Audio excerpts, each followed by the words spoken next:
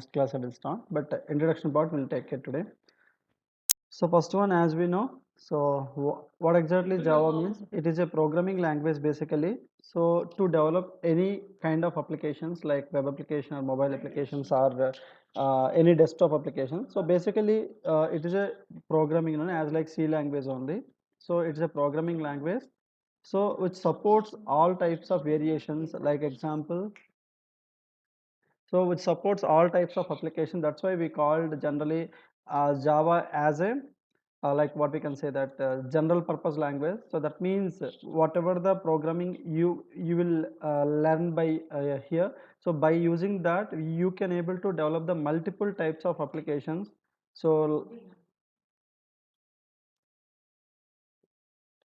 yeah, so it's called general language. Why? Because it can support to develop the different types of applications like desktop applications you can able to develop, web applications you can able to develop, and also a kind of mobile application like nowadays mostly Android will be used, but still Android also one of the application of Java only. So mobile application we can develop, and also other applications like automation testing we can also perform. And the mainly Java is very best place in the security placing generally. So wherever you want security in the application side, like mostly financial based, like bank, online banking, or loan apps, or insurance. So these all finance sectors must use the Java only, because to provide the secured environment to do the transactions. So that all kind of applications we can develop by using Java. Okay, that's why it's so much popular. And as we know, it is a open source as free source, I can say that. So that means we can use directly Java in our application. Okay, and after that, like so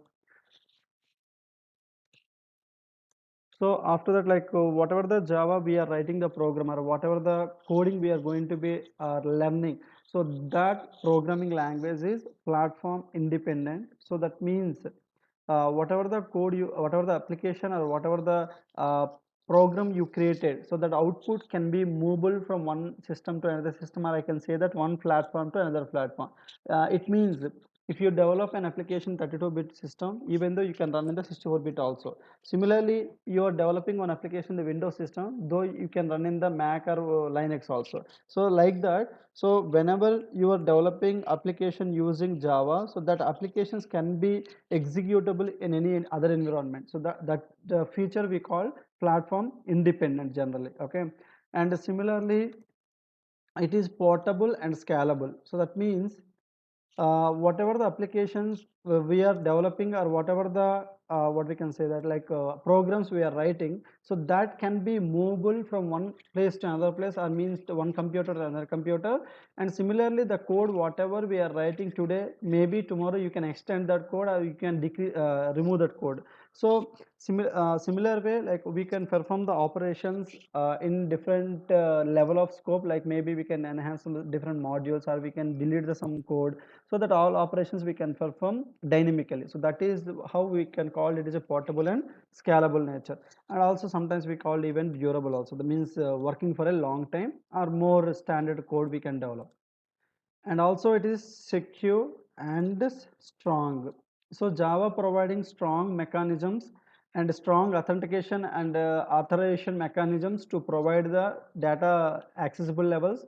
And also it provide many encryption techniques like RSA, means RSA, and private key encryption, public key encryption, like example advanced encryption technique, and DES, and Fisher technique. So there's a lot many techniques we have in the Java to do the encryption, so that by that only we can provide our data more secured. Okay, so that is also one good feature Java provides. And also it has a good concept called garbage collector. So that means whatever the memory we allocated dynamically to the Java program, so maybe it may be 1 byte or 2 bytes, whatever the memory we allocating, generally we allocates at the time of execution. So that's why we called it as a dynamic memory allocation. Okay, so similarly, whatever the memory you allocated to the program, similarly you can deallocate, right? So that activity is automatically taken care by the Java itself. You need not to do that. That means in Java, you require to define the constructor, but there is no need of define the destructor, and that will take care by garbage collector basically. Why? So this garbage collector purpose is whenever your program execution completed or whenever your program application completed, automatically this garbage collector will trigger out and will clear all the memory from the respective place.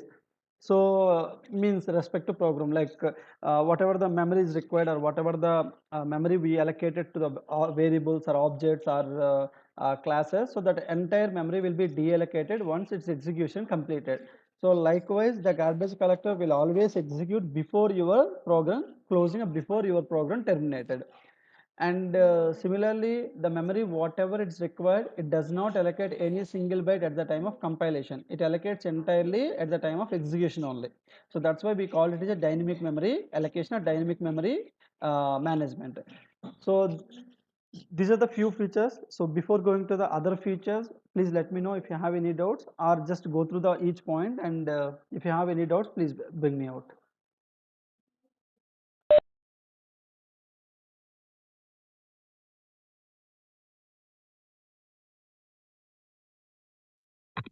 Hello, sir.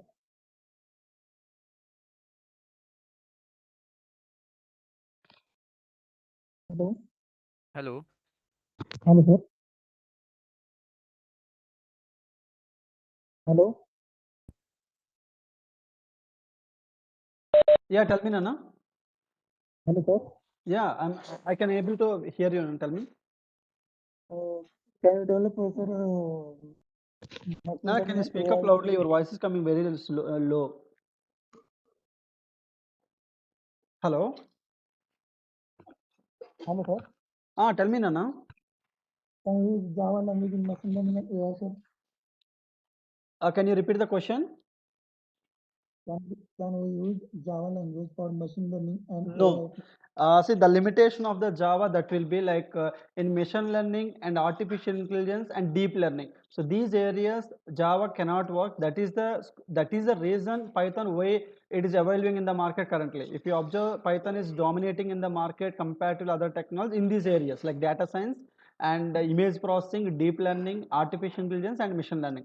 But see, traditionally we have one tool like Veka tool is there. So for basically machine learning purpose only. For that Java only supporting, but it is not that much successfully implemented as like Python. Okay. Okay, sir. Thank you. Yeah, fine.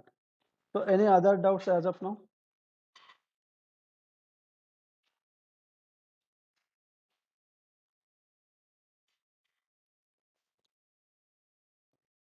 Okay, good.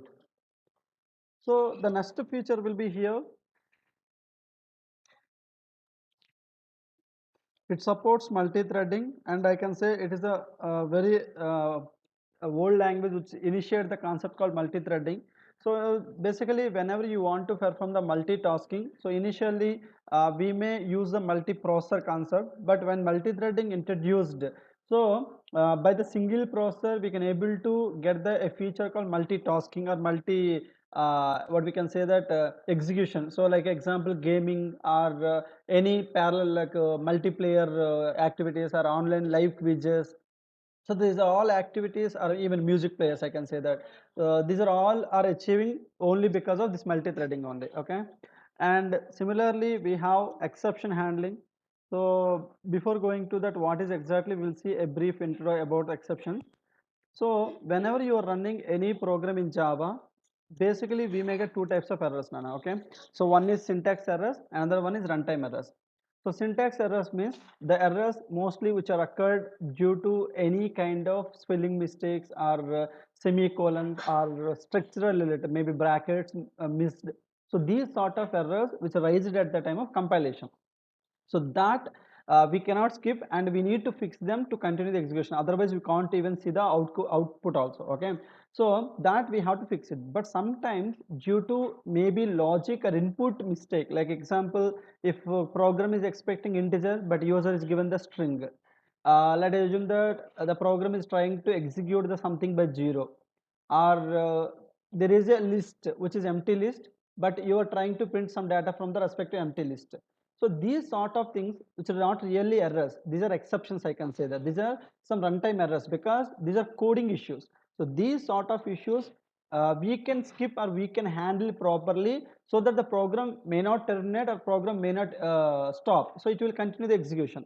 So that concept only we call exception handling. So exception handling is a process of eliminating the errors which are occurred at the time of execution. Okay, so is this clear, the point?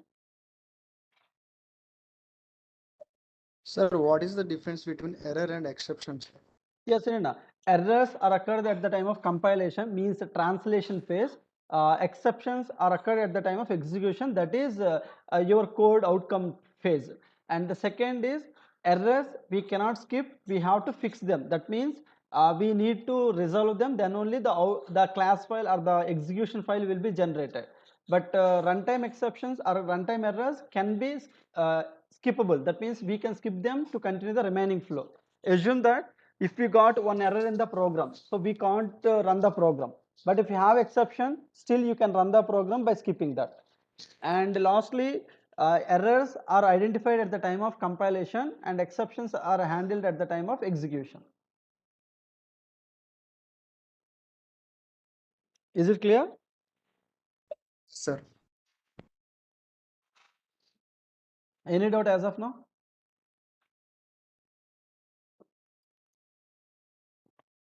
And Java also supports storage, so like files and DB.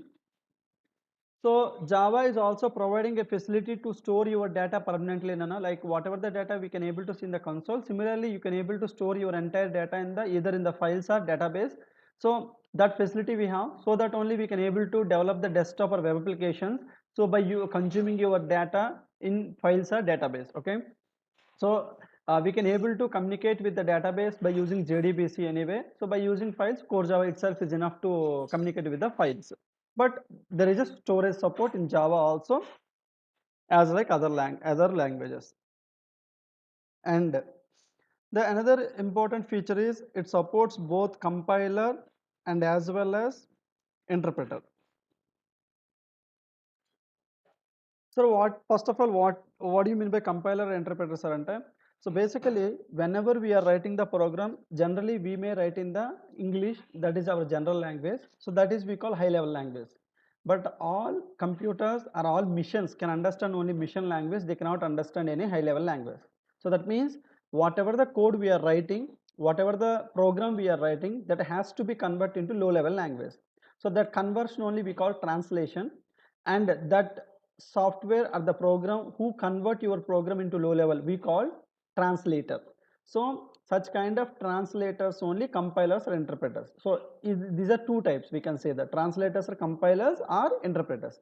The only difference is compiler will convert all the lines whatever we have in the program at a time, and also it will list out if any errors are identified at everything at one point of time. But whereas interpreter will convert line by line. If one line, there is a problem in one line, it may not continue the other line, it will stop immediately and it will show the error, and if you rectify that error, then only it will go for next line of execution. So likewise, interpreter will do the line by line execution, whereas compiler will do the all the lines at a time. Is this point clear? Hello? yes, sir, clear, sir. Any doubts as of now, the points what we covered on the screen?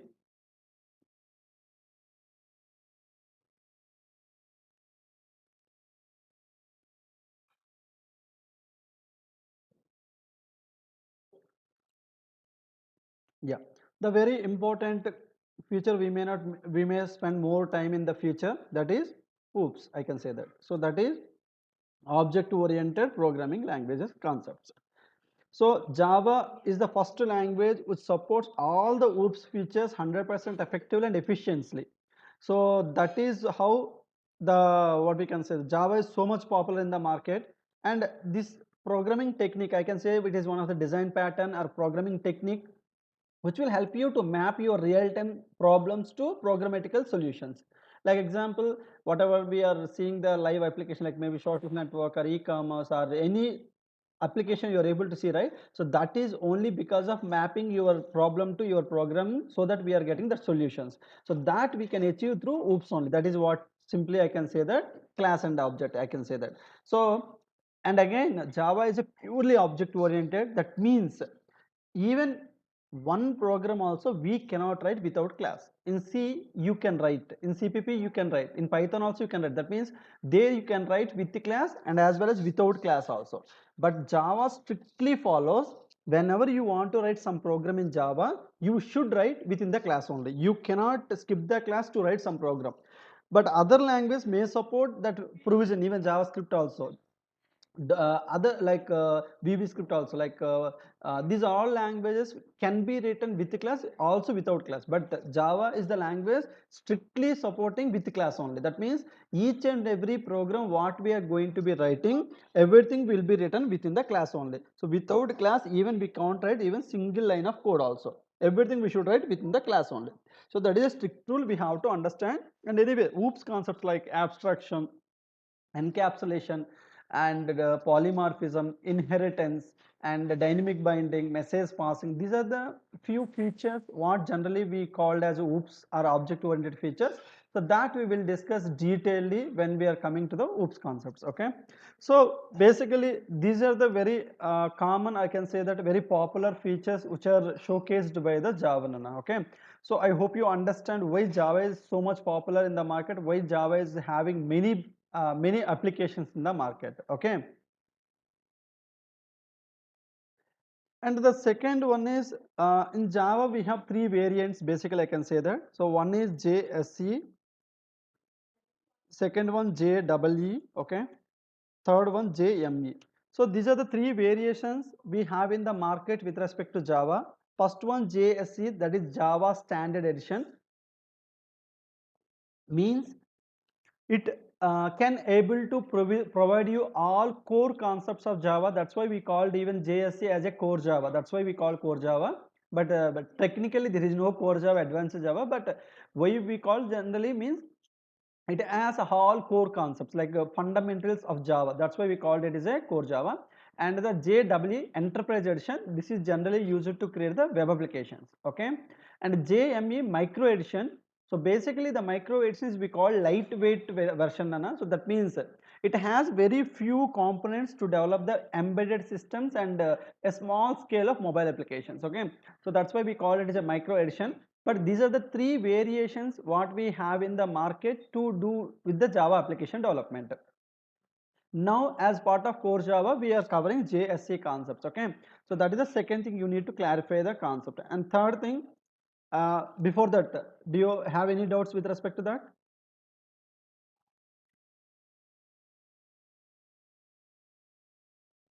Okay, so the third one, we have a terminology called JDK JVM, obviously Java. So see, listen, Java is a language or programming language which will help you to write the programs and to make the applications. Okay, but whatever the program we are writing in Java, if you want to run it, if you want to execute it, so there we require a software called JDK, Java Development Toolkit. It is a Java software that will install in your machine to run your Java applications, whereas JVM is Java Virtual Machine. So that is technically called as runtime compiler to run your code, or I can say that to translate your code. And there is another word also we commonly had it, JRE, Java Runtime Environment, which is nothing but the runtime memory space where you are executing your program on the machine. So these are the commonly used terminology, but don't confuse, all are a little different, but everything together we are using as a Java. I hope you understand. Any doubts as of now? Hello?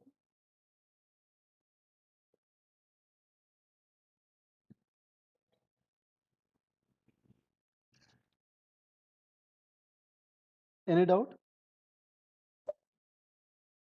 No, sir. Good. No, sir. Hello? No, sir. Chapna.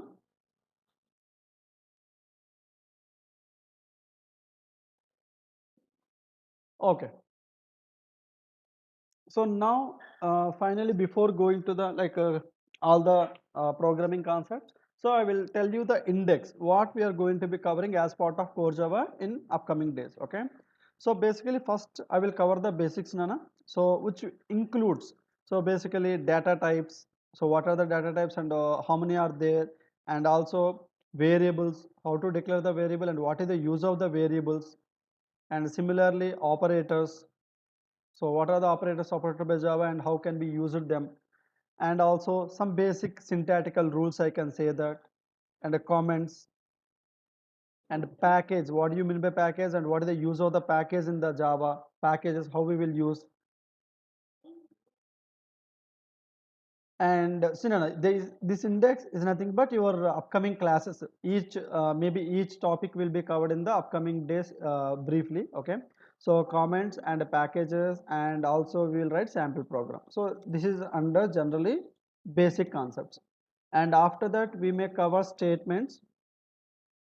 So basically statements means, as you know, like conditional statement, looping statements, and termination, like if else, for, while, that all will comes under the statements. And then we will cover arrays and strings. So these will be covered, and then oops, and then exception handling, file handling, very important topic, collections, and then finally threading. So these are the major topics what we are going to be covering as part of your core Java. So if you really understand and if you really practice these concepts, it is enough for every interview what you may face in the future. So in core Java, they may ask 100 to 100% questions on oops, arrays and strings, statements, and exception handling. Basically, these collections. These are the major topics, and obviously fundamentals are for understanding you require the topics. Please explain each term that you mentioned in the third point. Okay. Sirana, once again, Rajesh is asking once again the third point.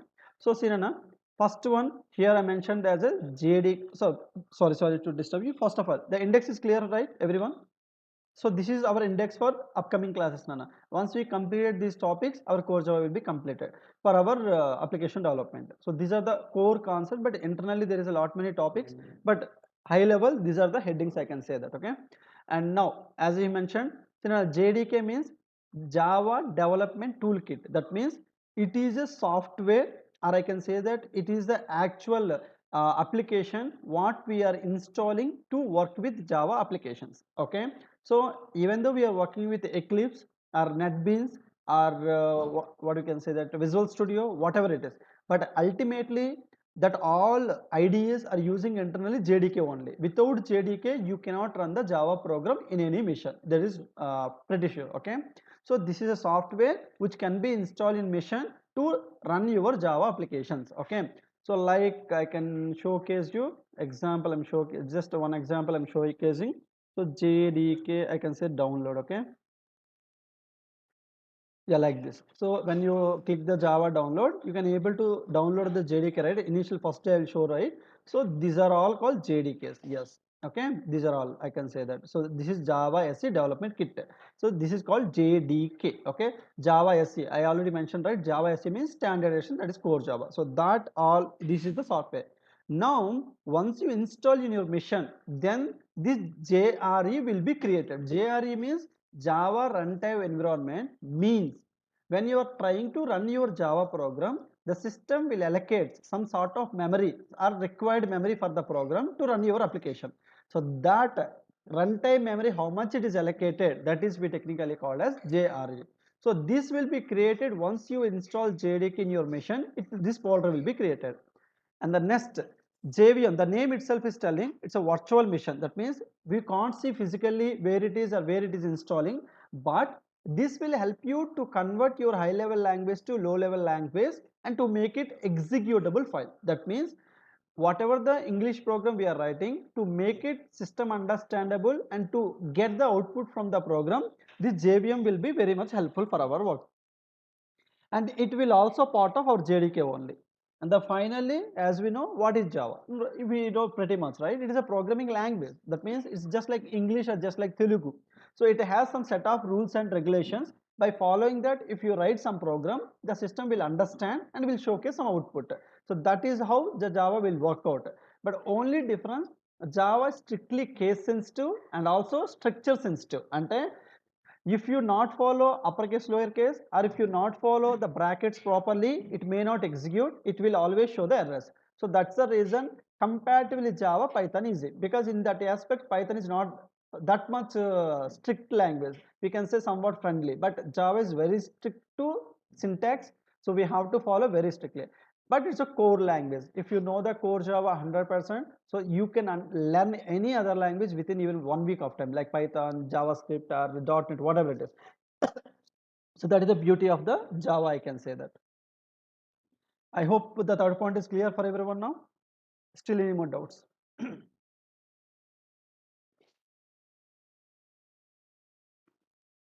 Is it clear?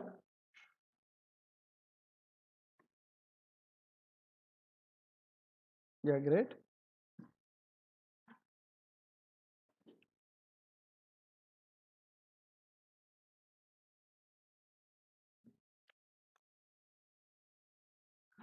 And Sinona, so here we are using the tool called Eclipse for core Java practicing. Okay, so if you are not installed, as in the first class I show you how to install the core Java and Eclipse in your missions. So that video also available in the like YouTube also, I already shared in the group.